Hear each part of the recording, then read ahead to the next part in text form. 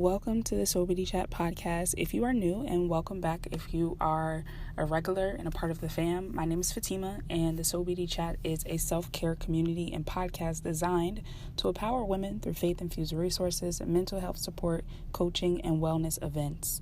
So before we dive in, let's chat about a few ways that you can support the show. The first way is by subscribing wherever you are listening. The second way is to share with a friend. If you think that this episode or this show will provide value to their lives, please go ahead and drop them that link. The third way is to rate and review via iTunes or wherever you're listening, but iTunes is probably the most primary source where my listeners come from. So make sure you head over there and leave a comment about why you like the show and leave a rating. And then finally is by submitting your questions via email, which is sobitychat@gmail.com. My personal Instagram, Fatima_farmer, or by sending a voice message right here on Anchor if that's where you're listening. So, without further ado, let's get into today's show. Welcome back to another episode of the Sobity Chat podcast. In today's episode, we're going to be talking about the theme for the month of March for the Sobity Chat community. If you are not on the newsletter, I want to encourage you to sign up because I'm going to be sending out those newsletters more frequently. The first one just went out yesterday, so if you missed that one, you're probably like, okay, what is this March theme that she's talking about? But I'm going to update you. So for the month of March in the Sobity Chat community, we're going to be focusing on active healing. Now, active healing is something that I don't actually know if it's a phrase that's being used, but it came up in a brainstorm session with my community manager, Ebony. Hey, Ebony, if you're listening, and thank you.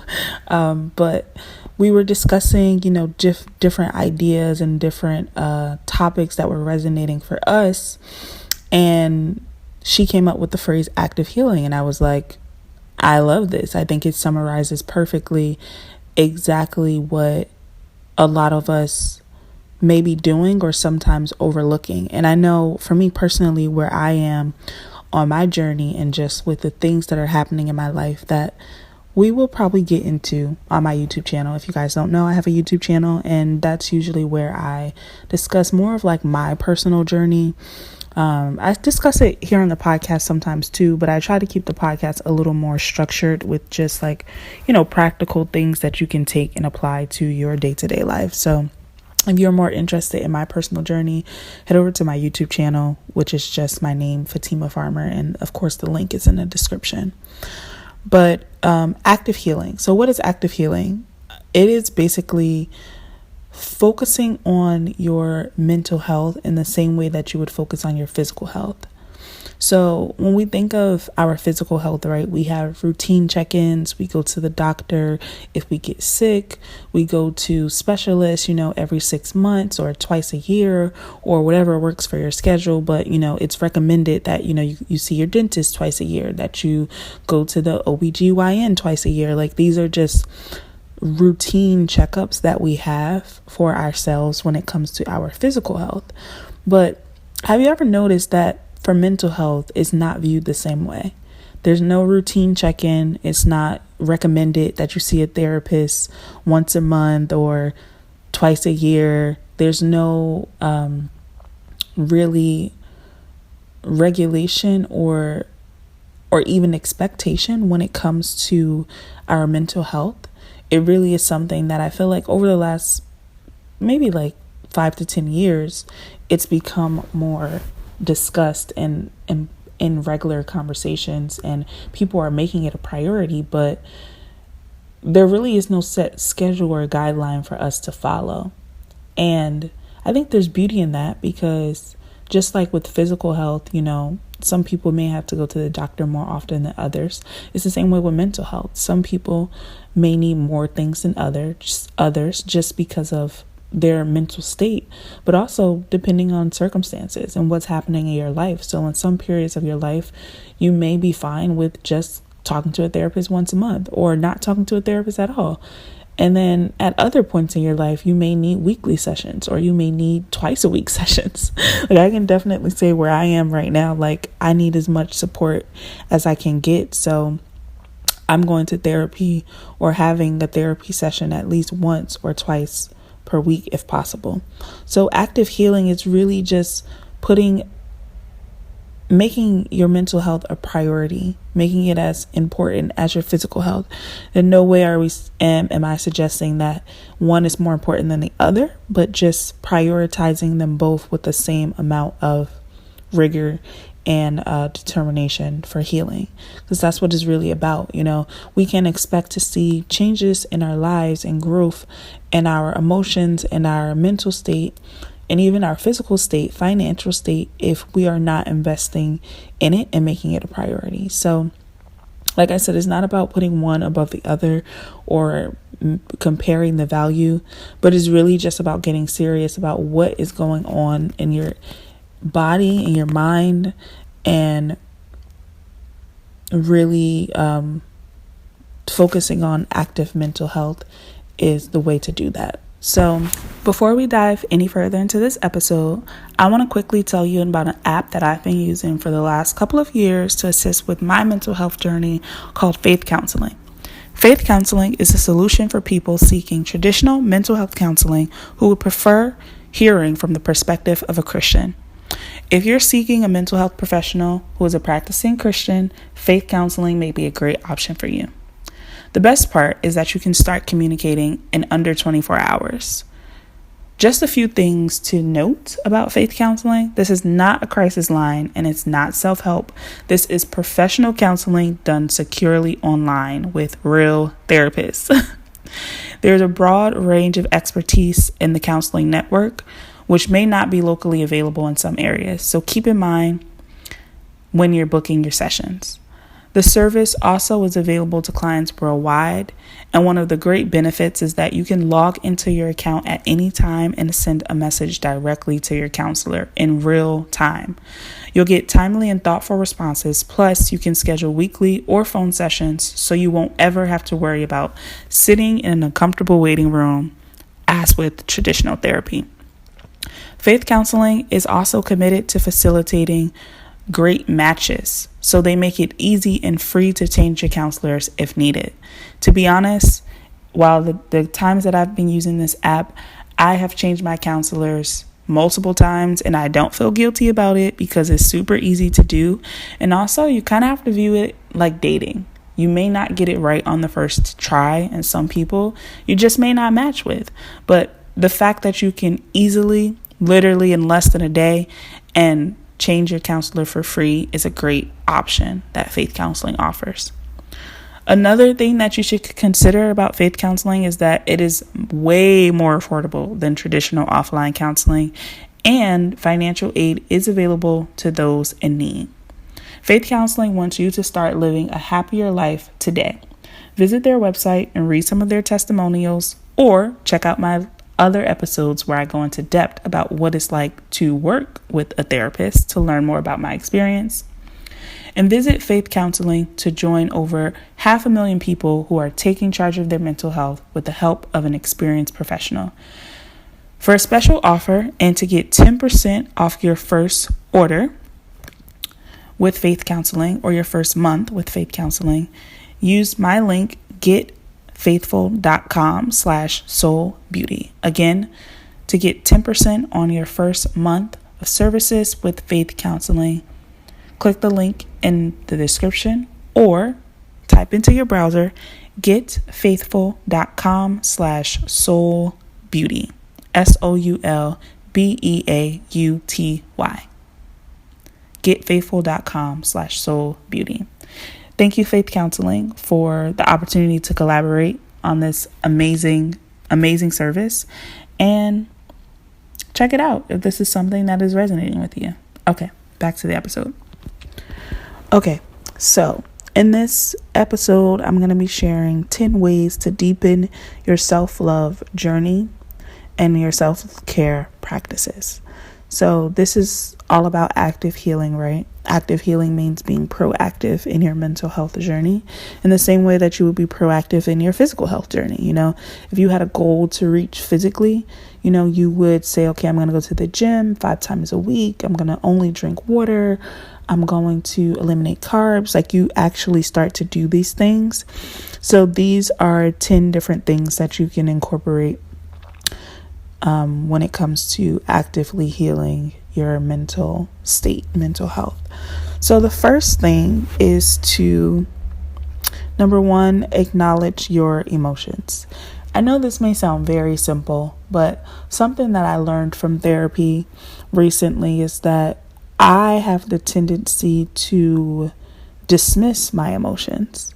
Although I believe that I'm very empathetic when it comes to other people and when it just comes to energy and how I'm feeling, but actually acknowledging my emotions, sitting with my emotions and processing them is something that in the past, because I'm working through that now, but in the past, I would just what I would do is, say if I was having a rough day, right? I'll give you an example. If I was having a rough day and something really, really upset me, and let's say I was at work, that thing could really upset me, and I would be at work and I would just keep pushing through, just trying to get my work done, just putting it to the side, telling myself things like, oh, I don't have time to deal with this right now. Or, I'm feeling this way, but like, I just need to get this project done. And instead of just pausing and taking a minute and just being like, I'm upset right now, this is bothering me, whether it's through journaling, whether it's taking a walk, whether it's doing a quick meditation, talking to a friend. Instead, I would just push and just put my emotions literally to the side. And there was even some instances where I'm a little ashamed to admit this, but I would literally say to myself, okay, when I get home, I will unpack this, or I'll deal with this. When I get home, I'll cry about this. When I get home, I'll journal about this. And it's just like, rationally, that makes sense if you have to get a project done. And maybe there's a time and a space where that's actually necessary. But I would do that every time. And it would just build and build and build and build and build. And that's something that I've been learning and practicing lately, of just like, if I'm feeling something in the moment, allowing myself to feel that in the moment. And if that means that I'm the person that's crying in public, then that's what that means. If it means that I'm the person that needs to excuse myself for a quick 5 minutes to go to the bathroom and meditate or pray or do whatever it is that I need to do, I'm going to do that. But I think acknowledging your emotions really means honoring that. And that brings me to my second point, which is making space for uncomfortable feelings. So it's one thing to acknowledge the emotions, but then it requires another level of really being active in your mental health journey to stop and make space for those uncomfortable feelings. And making space can look different for everybody. Making space, like I said, some of the examples I share can be praying. It can be going for a walk. It could be meditating. All of those are different ways to make space. I think it's just about finding out what you need in that moment. I actually have a really helpful resource on my website called the Self-Care Toolkit, and it's free, and all you have to do is sign up for the newsletter in order to receive it. But it really is a quick way to kind of assess what you need in a moment, because sometimes self-care can feel overwhelming. Like, there's so many things you can do, but that's a really quick way to just pinpoint, okay, what do I need in this moment? So if you're feeling a little overwhelmed by all of the different self-care tools and practices out there, that may be a good resource to start with. The third tip that I want to share when it comes to active healing is to challenge your triggers. So we talked about triggers a few episodes ago. If you haven't heard that episode, you definitely want to go back and check it out, because without the context of like understanding triggers, this tip is not really helpful. But challenging your triggers is basically when an emotion flares up, when you're having a reaction to something that someone is saying or doing, and it's probably connected to something that has happened in the past, or a previous relationship, or a parent or a friend, or some other situation that's honestly completely unrelated to what's happening right now, or to the person that is doing said thing. So let's say, for example, if Actually, I'm not going to go into an example. Just go back and listen to the other episode if you're not sure what I'm talking about. But challenging your triggers is basically in that moment when you are like, okay, I'm being triggered right now. This person just did this thing and it's reminding me of this situation from the past, and it's causing me to feel inadequate, or it's causing me to feel a fear of abandonment or a fear of rejection, and I'm reacting to that trigger. That is challenging it. That is like first acknowledging it, and then challenging it is a question that I always ask myself is, do I believe this to be true, right? In that moment, I ask myself that question. And another question I ask myself is, or another statement that I make to myself rather is, you can choose another narrative. And that's actually a tip that I got from Fran, from Hey Friend, Hey of the Friend Zone podcast, where she talked about triggers, and she said like just reminding herself that she can choose another story sometimes takes you out of that cycle of like self-sabotage and that cycle of just falling into a rabbit hole of overanalyzing and jumping to conclusions and thinking the worst and catastrophizing and all of those cognitive distortions that we do when we are triggered. So I would really encourage you to consider, this is tip number 3 and tip number 4, identifying what the trigger is if you aren't able to do so already, and then challenging it once it happens. So tip number 5 is to explore your core wounds. This is also something that we talked about in the previous episode. So again, if you have not heard the episode about core wounds and triggers, it might be 2 different episodes actually. But if you haven't heard those podcasts, please go back and listen to them because they will offer immense value. But exploring those core wounds, really like sitting with yourself and figuring out, tracing back those triggers, right? You can create a list of these are the things that triggers you when it comes to relationships or when it comes to your job. And first, by identifying those triggers and then starting to explore, okay, what's the real root of this trigger? What is the real core wound of this trigger? Can really offer more insight into your healing journey. Tip number 6 is to set boundaries. So especially once you've identified what your triggers are and maybe even taken it a step further to explore what your core wounds are, sometimes you have to set boundaries. And I'm not necessarily talking about setting boundaries with other people, although that may be necessary. Sometimes we have to set boundaries for ourselves. And that's something that I've learned recently, is that in my journey of mental health and healing, is that, sometimes I literally have to set boundaries for myself where there's just certain things, certain actions that I cannot entertain if I know that it is supporting a narrative that is rooted in a fear, rooted in a core wound, or rooted in a trigger. I'll give you an example from the past. So I'd probably say about 3 or 4 years ago, I really, really, really struggled with comparison. I compared myself to other women that were in the same space, in the same field of creating content similar to mine. I think, of course, social media is a huge part of this because it's so easy to compare yourself now. But I remember, actually, this might have been like 4 or 5 years ago. But I just remember I was just like obsessed with the idea of like, just having this certain lifestyle, this certain persona, this certain like these ideals for myself. And whenever I would see someone else online seemingly living this life that I wanted so badly, whether it was a life of travel or a life of romance or a life of, just creating this amazing content and having all these opportunities and speaking and traveling and working with brands, like I would just feel sick. I would feel so sick to my stomach. I would just be so upset and so angry and just question, like, why isn't it me? Why am I not doing those things? When will my opportunity come, right? And I really, really struggled with that. And this was before I really knew about triggers or core wounds or any of that. So I would just fall into the rabbit hole, I would have that feeling. Maybe I would see a video or a post by somebody and I would just get consumed. And next thing you know, hours or maybe like an hour or so later has passed.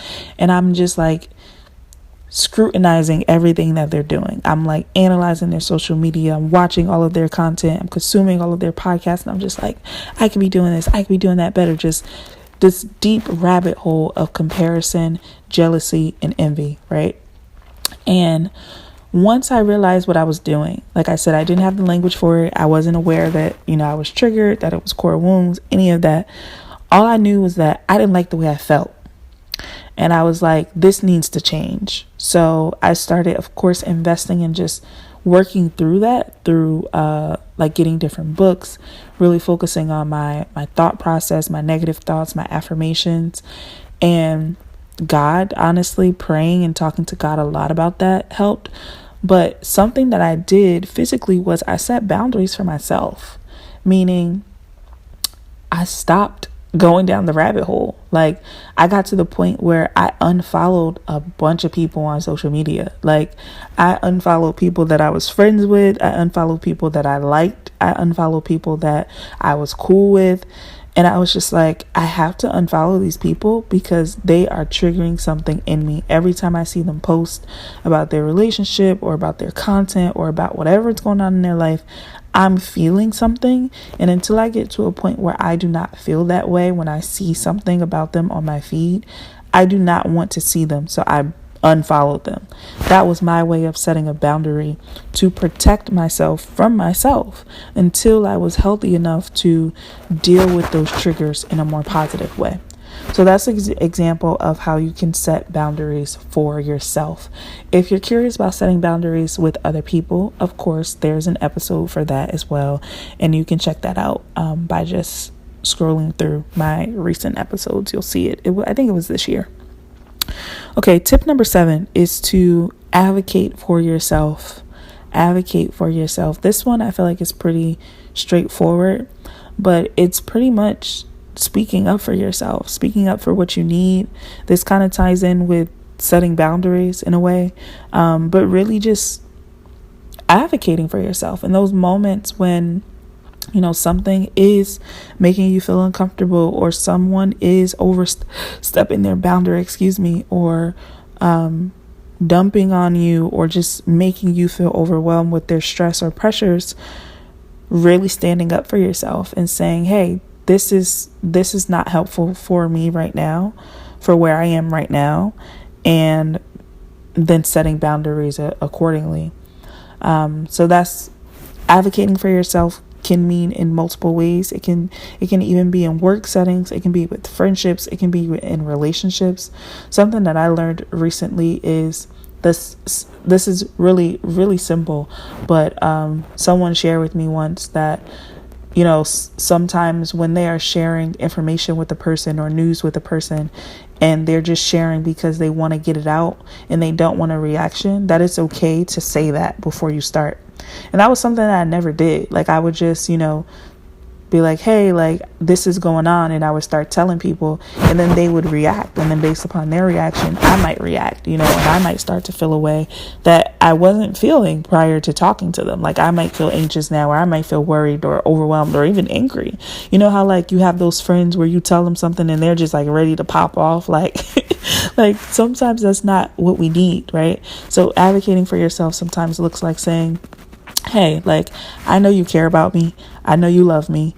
And I know that, when I share this information with you, you may want to react, but I'm asking you to please not react. I instead would appreciate if you just listened, if I'm just able to update you on this information without a reaction, without hearing, your thoughts or your feedback. Like, I really just want to share this with you, and kind of setting the tone and setting clear expectations for yourself and the person that you're communicating with of what you need in that moment. So I'm grateful for that lesson, as with many others. But that's just a little something that for me, when I think of advocating myself, it's something that I am intentionally practicing as of late. Tip number 8 is to reframe your thinking and your self-talk. So it's so funny that I genuinely have episodes about all of these things that I'm sharing. So you can go back and get deeper context about just about every single one of these. Actually, every single one of these you can get more context on. But reframing your thinking and self-talk is, I want to say, it's pretty self-explanatory in the sense of why it's important. But I will just say that without getting too deep on this point, because I think a lot of us, if we're on a self-love journey or self-care or spirituality, mental health, we know the importance of this. But I think the real point that I want to make is that this is something that takes time. Reframing your thinking and your self-talk is literally something that can take years to rewire. So be gentle with yourself when you are, practicing your affirmations and, saying your self-talk and listening to affirmations, or listening just to like positive things and inputting that in your brain. You really have to think about it in the sense of like you're reprogramming your brain, like the way your brain is naturally wired, because a lot of our negative thinking comes from our brain just trying to protect ourselves, right? And I talked about this in the episode about negative thinking. So when you think about it from that lens, it's like when your brain is thinking negatively or thinking about worst case scenarios, it's actually just trying to protect you. That means that it's functioning, right? But there is a point where that becomes overwhelming, and that sense of protection actually is just creating more anxiety and stress and fear in your life.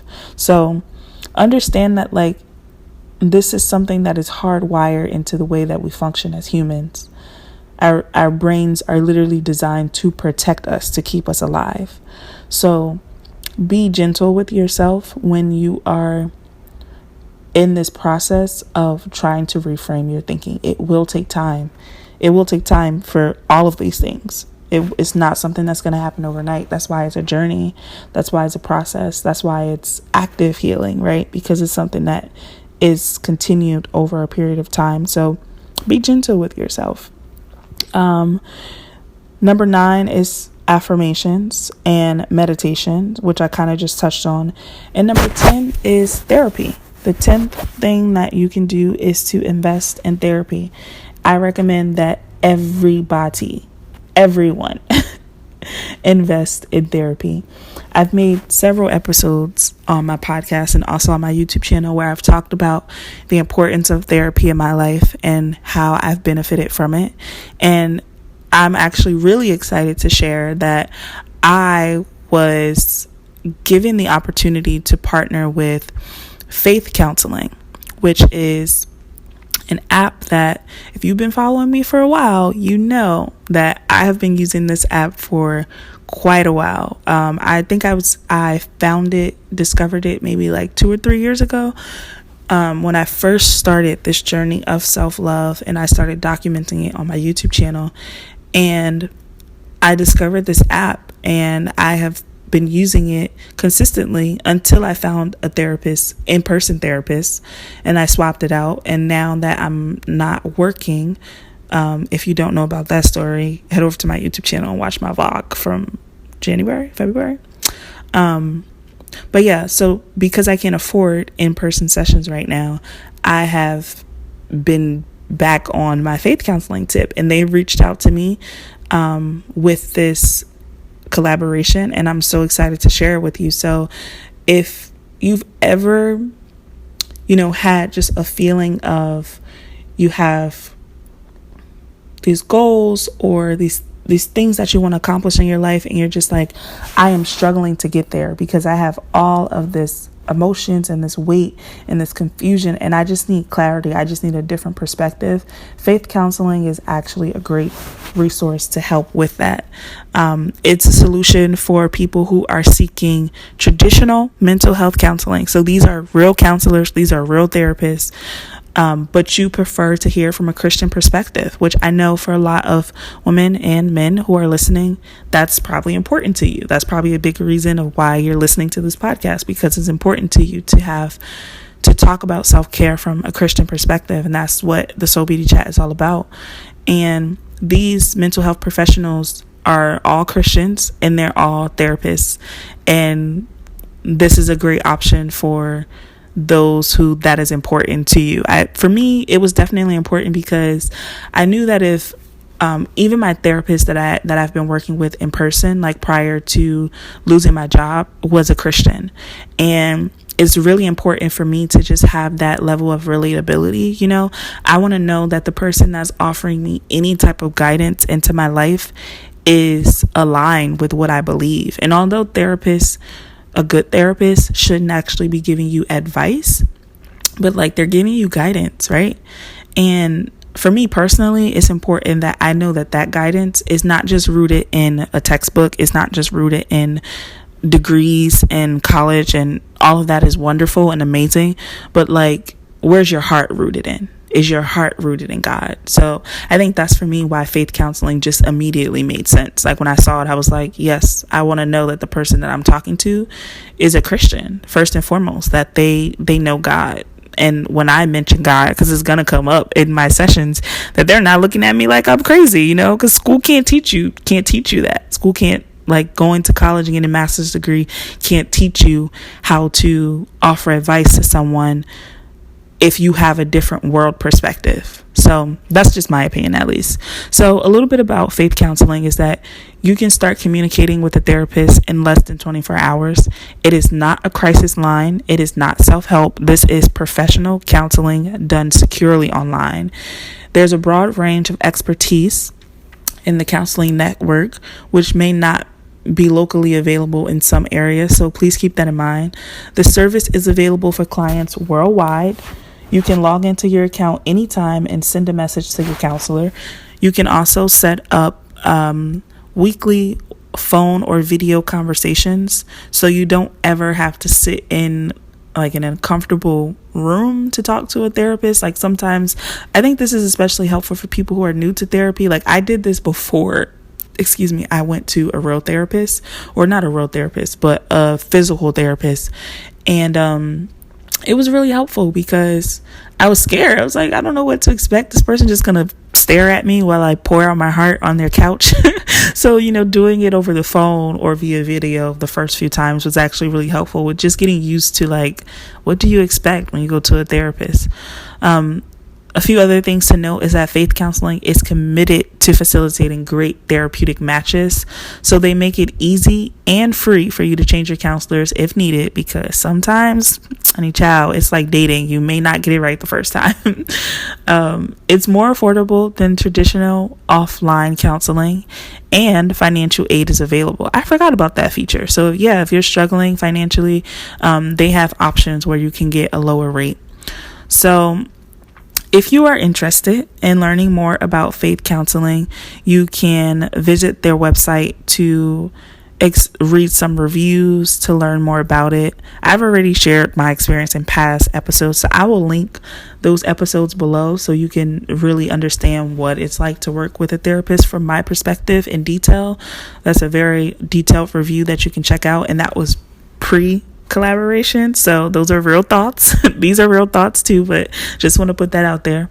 But if you are interested in learning more about faith counseling and signing up and joining over 500,000 people who are taking charge of their mental health and really actively healing with experience from a professional, you can learn more, and you can save 10% on your first month if you sign up using my code.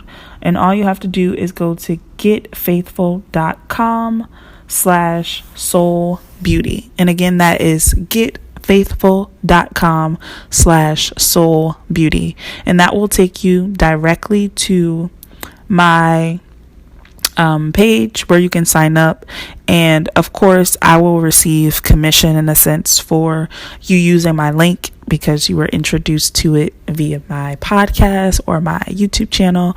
So if that's something that you're interested in, go ahead and check it out. I think it will add tremendous value for those who are new to therapy, or for those who are like me, just in situation where you can't afford to go to a therapist every week because they are expensive, girl. The difference the difference in the money. I'm gonna be super transparent with you right now. My physical therapist is over her normal rate is over $100 per session. The rate that I've been given has been a lot less, thank you Jesus, but her normal rate, which I think is going to increase soon, is over $100 per session, right?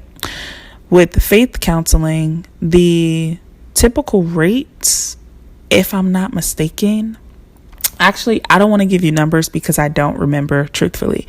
I don't remember, but I can tell you that it's about half of that. Like, the price that you pay in comparison to going into a physical location is about half of that. I don't have the exact number in front of me, so I'm not even going to lie to you, but I assure you that it is half, or if not more than half, what you would be paying if you found a therapist in your area in person. So just something to consider. I just wanted to share that information for anyone that is interested in learning more about it. So that's it for now. I believe that's everything. I feel like there's so much more on the tip of my tongue that I do want to share just because of where I am personally in life, but I'm not ready to go there yet. So I'm going to hold it in. I'm going to hold it in because I'm just not ready to unpack that right now. But I hope that this episode was helpful. If you're listening on YouTube, also, if you don't know, I upload the episodes on YouTube as well. But if you're listening on YouTube, leave a comment and let me know which of these tips resonated with you the most. Which one are you going to try if you haven't already implemented it? And I'm looking forward to continuing this conversation about active healing for the month of, I was about to say November. Wow. The month of March. We are in March. Wow. So, yeah, I hope you're having a great day. Hope you're having a beautiful day. I will talk to you all in the next episode. Thank you so much for listening, for your support, for your love, for your feedback. Please send your prayers my way because I need them, and I will do the same for you. I love you guys so much. Thank you for listening, and I will talk to you next week.